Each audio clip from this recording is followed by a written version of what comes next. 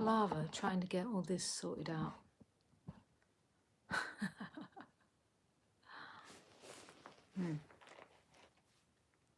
I think it's live. I was trying to do it on the computer, but I couldn't figure it out, so I'm on the phone. I'm just going to check if this is actually working. Good morning. Good morning. Is it the right? Can somebody tell me if it's the right way?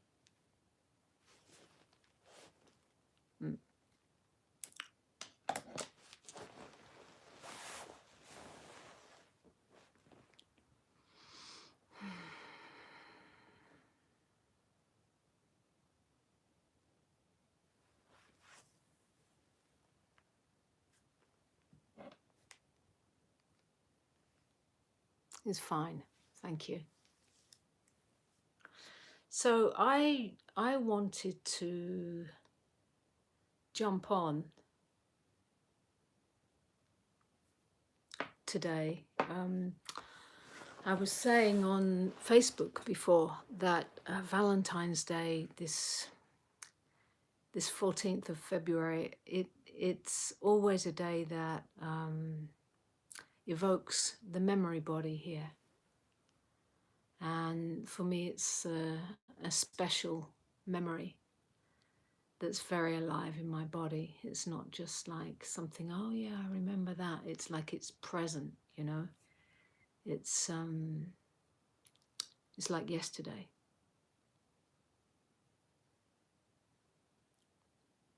Which is today 25 years that I was finally set free from the country known as Japan. Finally, you know, I was finally allowed to walk free again. I was led onto a plane in handcuffs after almost 3 years.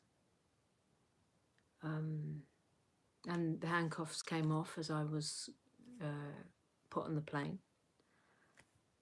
And, you know, like,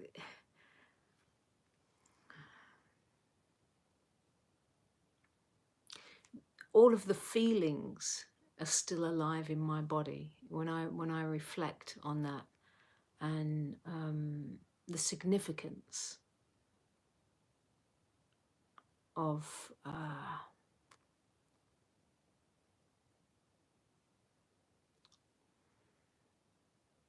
all that was being experienced, the significance of that to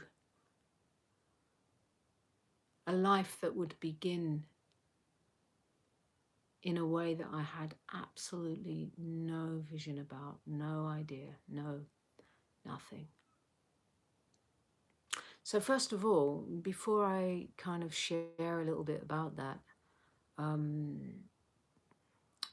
I'd like to invite you, if you're there, you might watch this later, you might never watch this, but then you won't hear this. So I'd like to invite you to just take a moment to just close the eyes and feel into that. I'm using words, so I'll say that part of yourself, that aspect of you.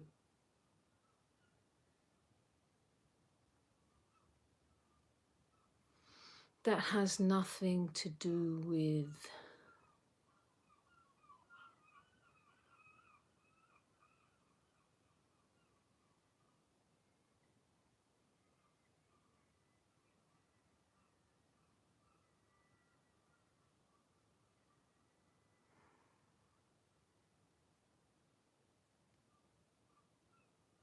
whether you are worthy or not.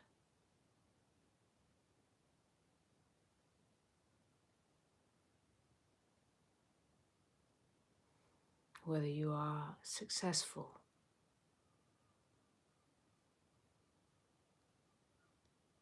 so-called successful, or failure, the part of you, the aspect of you that has nothing to do with that.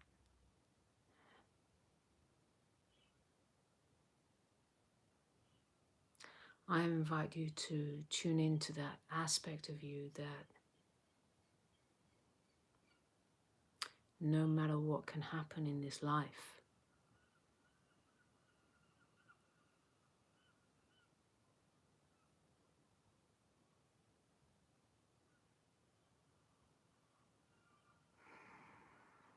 no matter how much damage your persona or your physical or your mental or your emotional body can endure.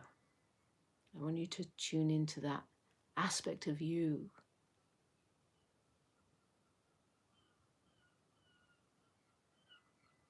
that lives before all of that, that is truly, truly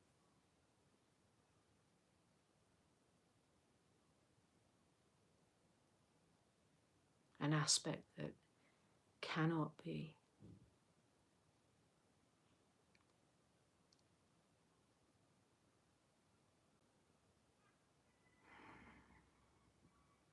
taken or damaged.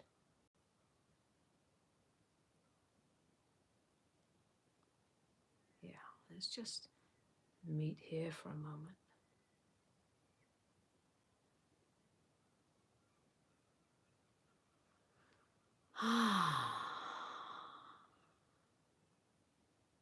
Hmm.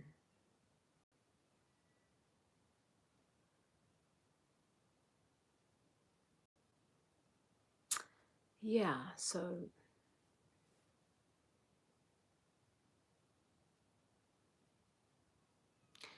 it's this aspect that when I saw myself, being led around with a rope tied around my waist and being handcuffed and shouted at and screamed at and made to do all kinds of weird to obey all kinds of weird instructions. It's this aspect. It's this aspect that I began knowing myself. I began to familiarize with this aspect more and more and more on a daily basis, So when I was first incarcerated, I would say that, I was 31 years old. I was pretty attractive, wild, free, and I had a nice looking physicality, and I would say my identity was kind of based very much around that. And over the course of the next couple of years, I would be smashed to smithereens. Whoever I took myself to be and whoever I thought I was, my character and my whole identity was to be smashed.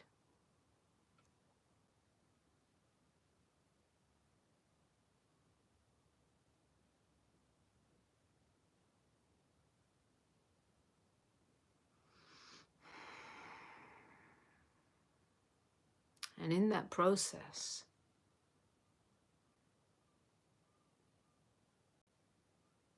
I was broken. So by the time this February 14th finally came, the night before I was deported, I was moved in stages from prison or concentration camp, more like.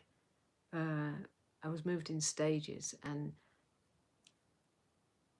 I never ever knew when I would get out of there or if I would get out of there. I was never given a date, you know. So that process, you know, it broke down anything in me that could hold on to any kind of surety or security or definite promise of ever getting back out. And what was the world anyway out there? I had almost forgotten, you know. And I'd forgotten who I was in that world. It was over and out. It was smashed to pieces. So when the moment finally came where I was moved from this solitary confinement situation, which came as a complete and utter shock,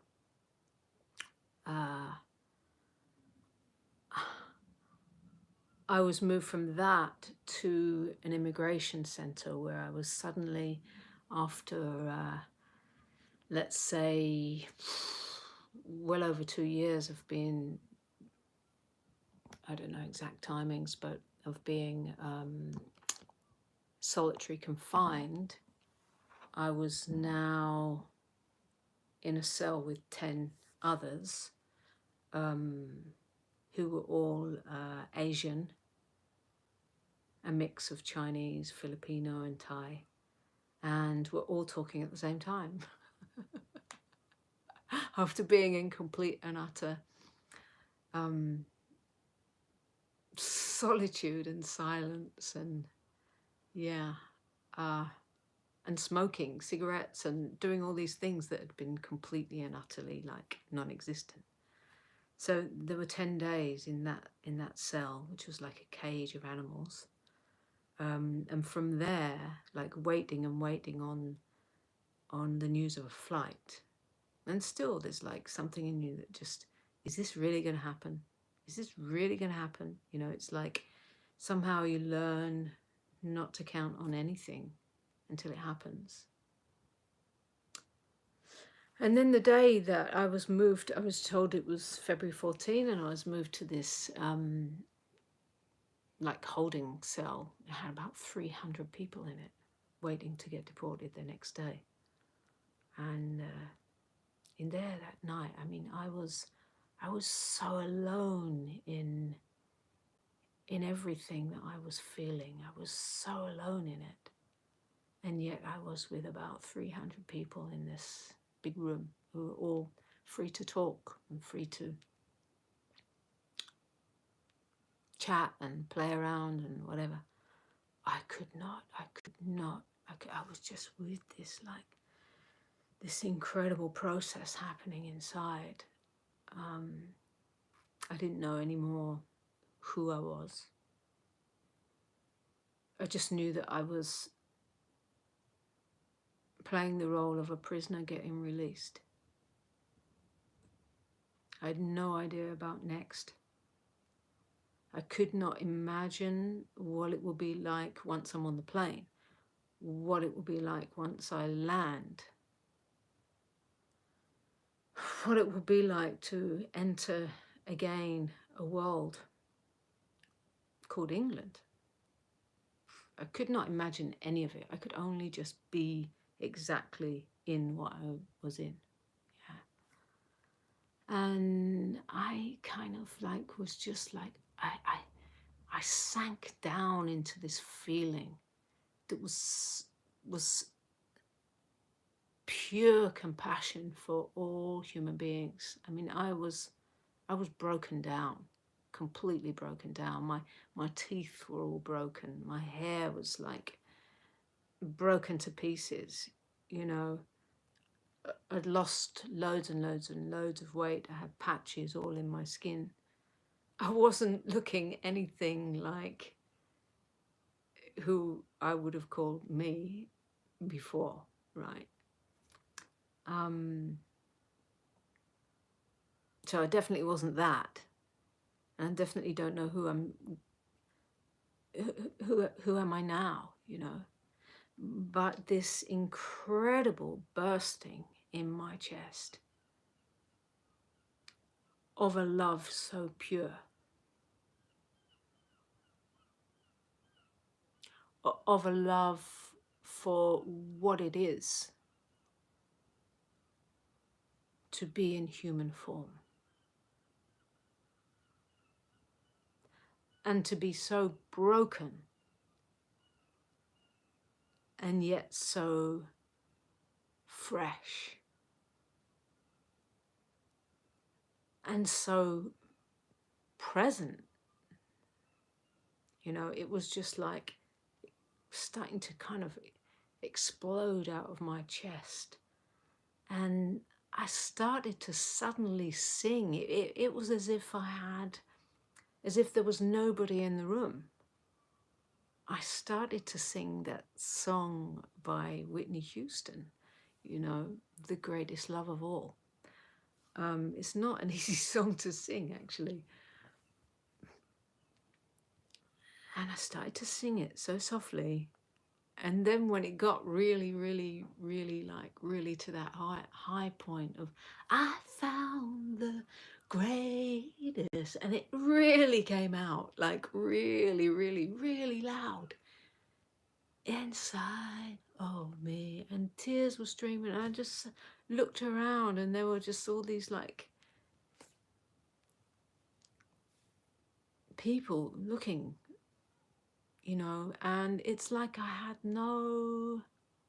it didn't matter that they were looking at me, because there was no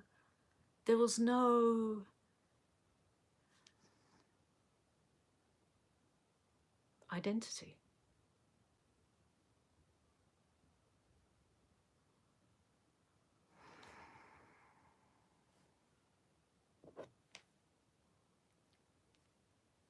Sabine.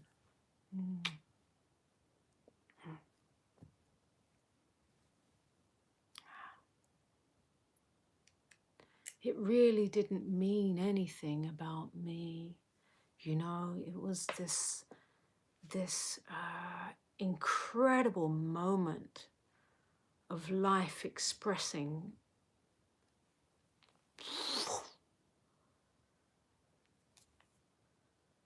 and there were tears and there was ecstasy and there was love.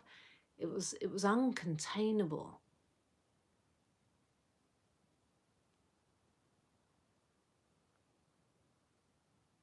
And it was the truth. It still is, you know. I found the greatest love inside of me.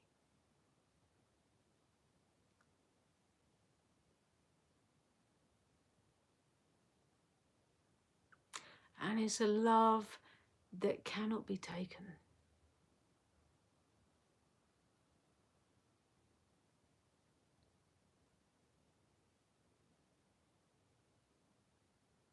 That cannot be lost.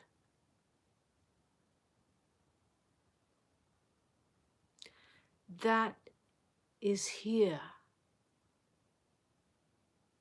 more than ever when you're totally broken.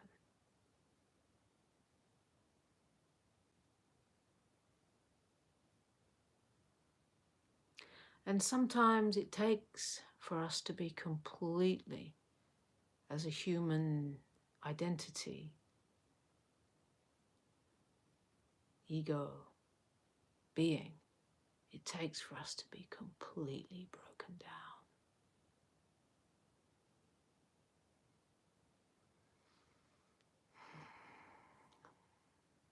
To really come to this love. To really find the greatest love of all.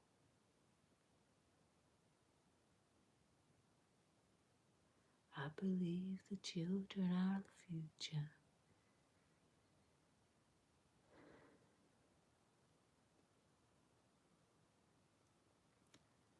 Let them lead the way. Show them all the beauty they possess inside. Give them a sense of pride to make it easier. Let the children's laughter remind us of how we used to be. Yeah.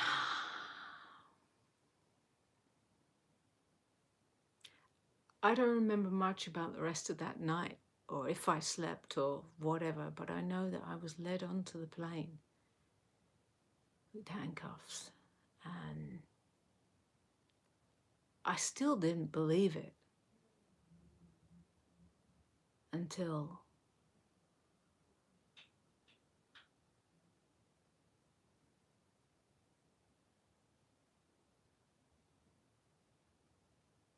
those cuffs came off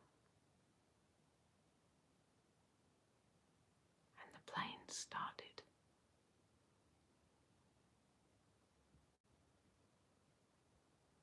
And began to take off.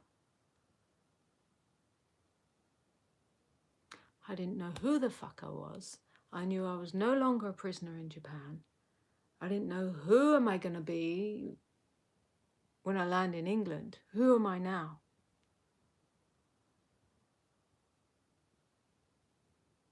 I could only just be.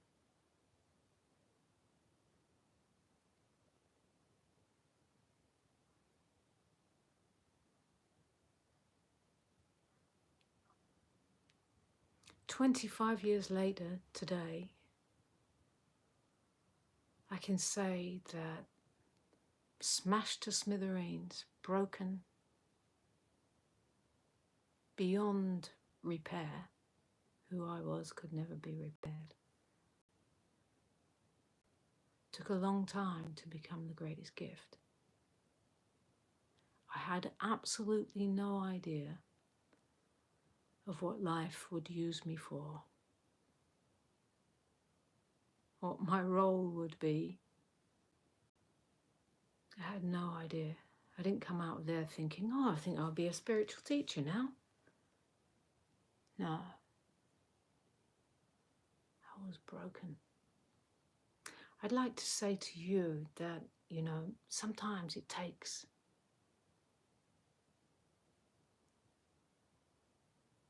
for us to be completely broken down before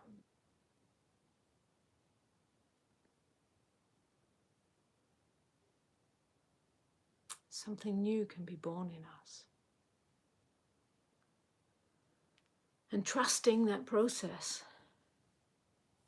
can only be found so deeply in this aspect.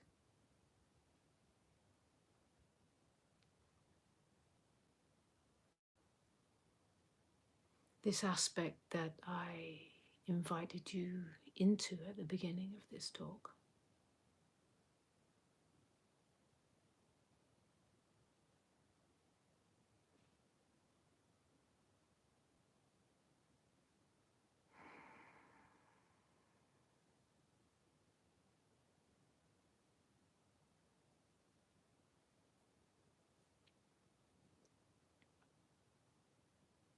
Trust in the process.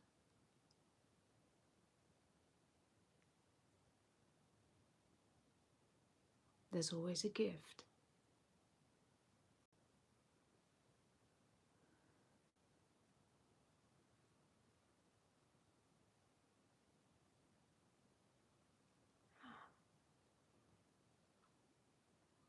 That's a tiny little snippet of my memory of 25 years ago today, and I'm so amazed at what has played out since then, and being fully in the role I'm in. I got labelled spiritual teacher. I didn't kind of give myself that label. And then I got put in a box, like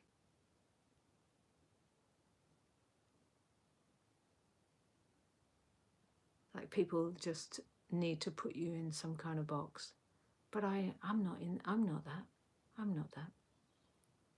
That's one part of a role I play. And that is so clear for me. It's so clear. Yeah, I've got nothing to live up to. And that's That's the beauty, that's the freedom, you know. I'm just here to just be what is really true and let that move. And so are you, and right in the midst of you being you and letting that move from the truest aspect of you. That's where your gift is too, you know. Don't need to fit in any box. And now it's like it's my greatest joy to empower others in that. Anyway, happy Valentine's Day. Yeah. And it's amazing, you know, for me to see like this whole thing. I made a video a couple of days ago about, it's called Let's Talk About Spiritual Teachers. Because, I mean, there's so much misunderstanding around that as well, you know. First they are like up on a pedestal, and then they are put down as the, you know, it's, so yeah, I have started a little series of talks on that. I made a video a couple of days ago, and I'll make another one soon, and the next one will be around sexual abuse and spiritual teachers. Yeah, I'm happy to share this moment with you. Who's that? Thank you, thank you, thank you. That means a lot to my heart, you know. I'm your model for authenticity, because, I mean, that's all I care about. I don't care about fitting into some box.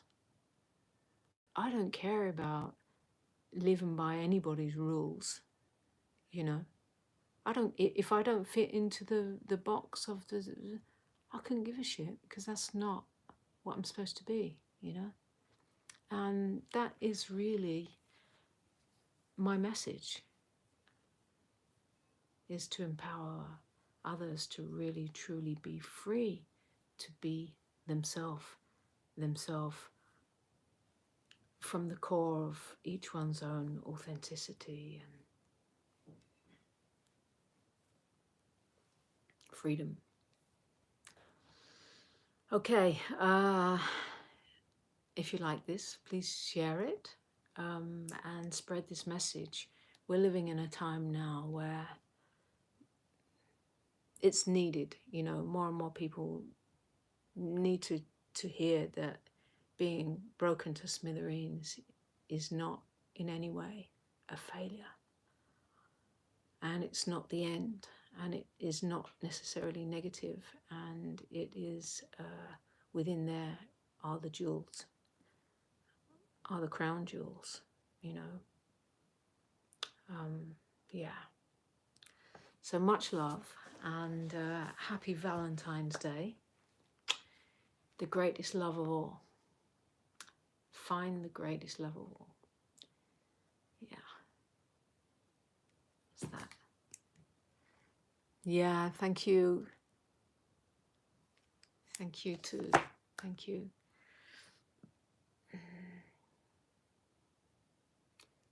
Treat them well and let them lead the way. Show them all the beauty they possess inside. Give them a sense of pride to make it easier. Let the children's laughter remind us how we used to be.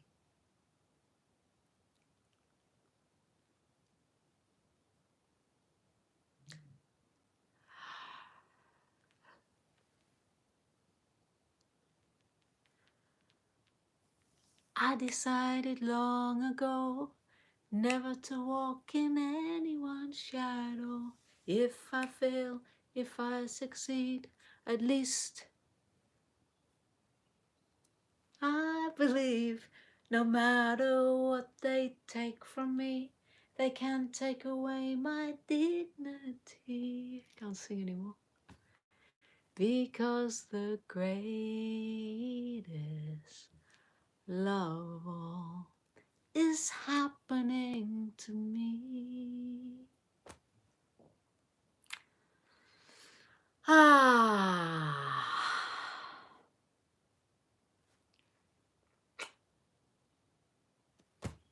See you soon. Join me on the next live, coming soon. A series on spiritual teachers, whoever they are. Ciao for now. Right then, this is the tricky bit.